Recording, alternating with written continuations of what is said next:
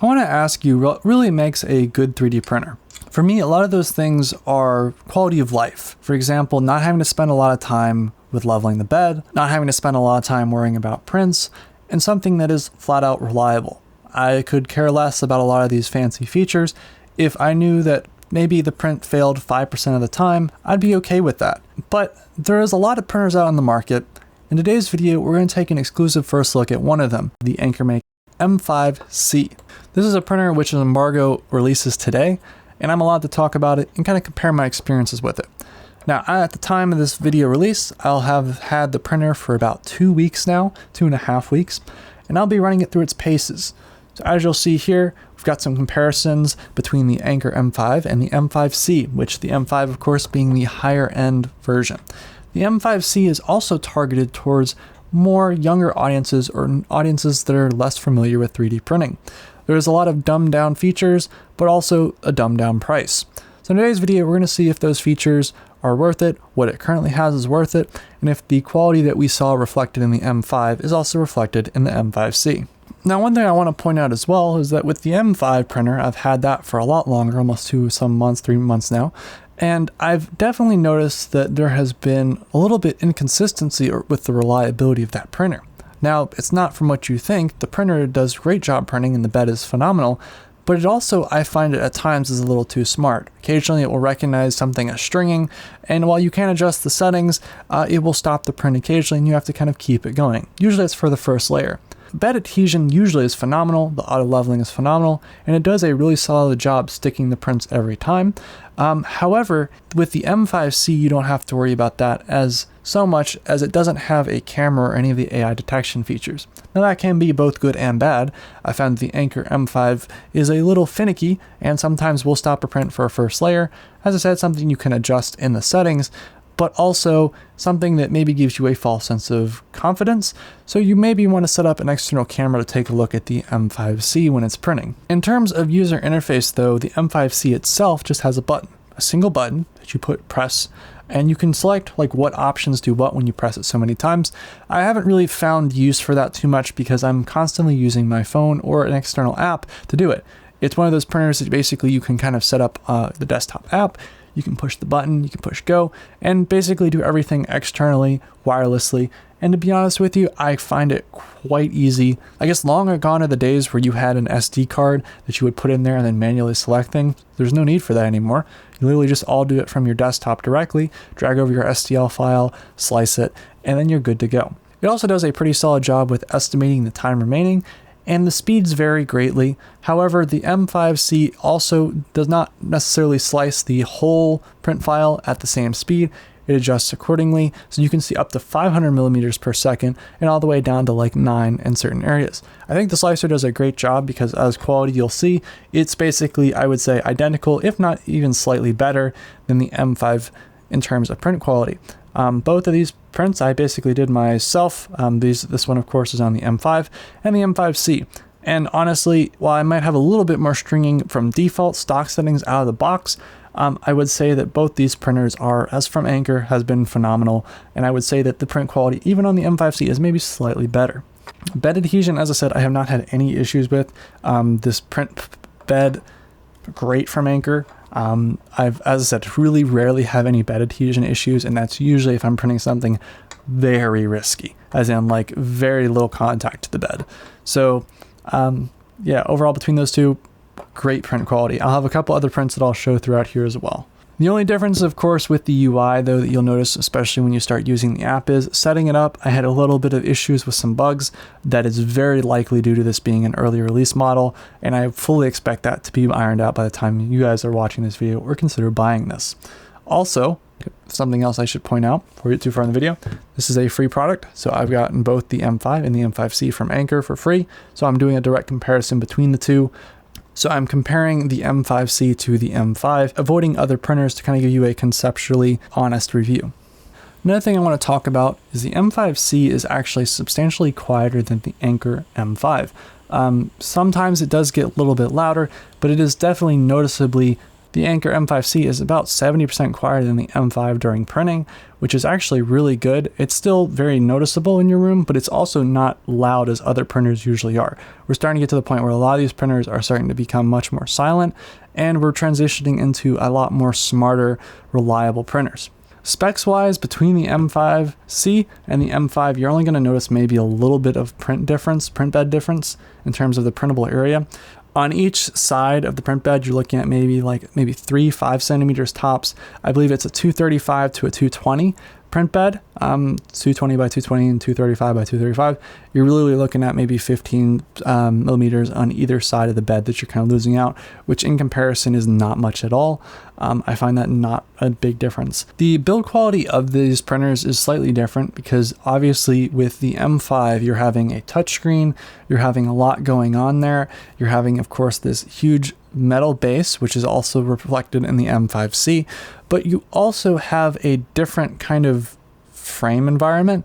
The frame is different, especially the bed is different. The difference between the M5C and the M5 when it comes to actually making the quality of the components, you have the M5, which has a lot more aluminum components. You're going to notice that the housings, the shrouds, the extruder casing, all these things are very metal-y. And the plastic is all very common on the M5C, which, as I said, the plastic does not feel bad. It doesn't come across as particularly cheap per se, but you do definitely notice that there is a lot more plastic on the M5C, which then again, being an introductory 3D printer, is probably okay and not really a big issue. What ultimately you want to matter though, and what really matters, is actually how well it prints. Now, one of my biggest concerns with the AnkerMake M5 that I definitely noticed was that when I was using the printer, there was often where the sensor would be pressed and maybe because something broke internally, the filament broke internally, and then the extruder would extrude out the rest, and you'd have a situation where the printer was going, but there wasn't any filament coming out because the sensor was pressed. And now the sensor is directly inside the extruder module, or the extruder casing, so then you can basically feed in the filament, and the filament sensor is in the module. Much better, because that was one of my biggest complaints as well when I went through this printer. Also, they've kind of modified the feeding mechanism. So now the filament sits up on the top and then it feeds into a tube directly, like literally directly above the filament. And that way it kind of is guided the whole way down as well. So you don't have to worry about it kind of feeding into a box and then feeding into a tube. It just goes straight into the tube and then straight into the extruder. Also very much streamlining the process. Definitely noticeable in terms of design improvements that this is a substantial step up, at least in terms of some of the issues that I had. Now, I still would have liked a little webcam. It could have been like 720p or something to get that AI detection feature, because that is something that's going to be much more common going forward. You have the AnkerMake M5, which of course has that camera, that basically AI detection. That really was one of the main selling points for the Anker M5 for me, and I find that since that was removed, while the printer is reliable, it's also kind of a peace of mind thing. But maybe having the option for an external camera, maybe a USB camera, something that you can stick on the AnkerMake M5C and kind of get that camera access, because I know it's a big thing for a lot of people now, is having that kind of safety of the printer detecting that there's a problem. Things that are basically the same as the Anker M5 was just that you have this really nice app user interface. I've gotten a chance to preview the new updated version of the app, and it's a lot better. Honestly, I find that both these printers, the user interface on the apps and the user interface on the desktop application, are what I end up using. There really is no physical interacting with the device. As much as I'd like to say it, you don't really need the screen. I don't know if you noticed that I haven't even talked about this built-in screen on the M5.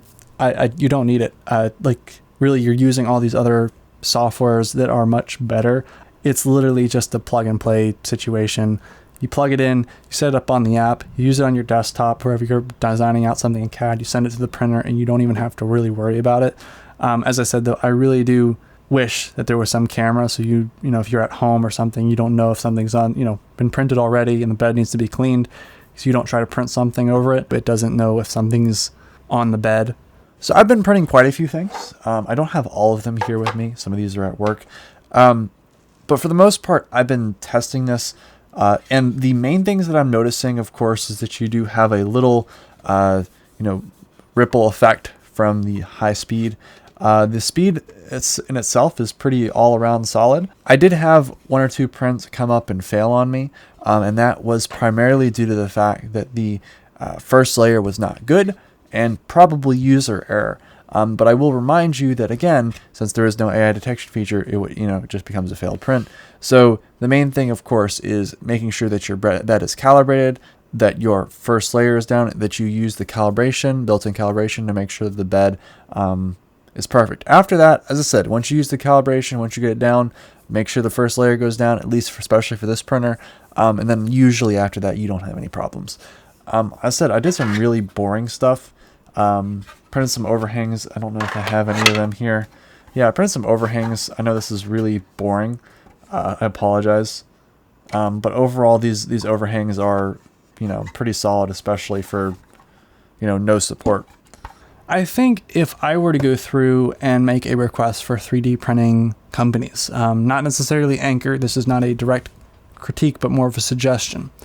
I think that we are getting to the point now where some ability to kind of clean the bed automatically is the only thing that I think I would be looking forward to.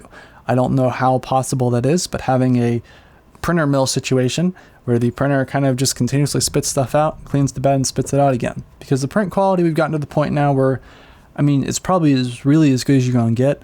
In terms of when it comes to like the AI detection features, those probably can be tuned in with software updates.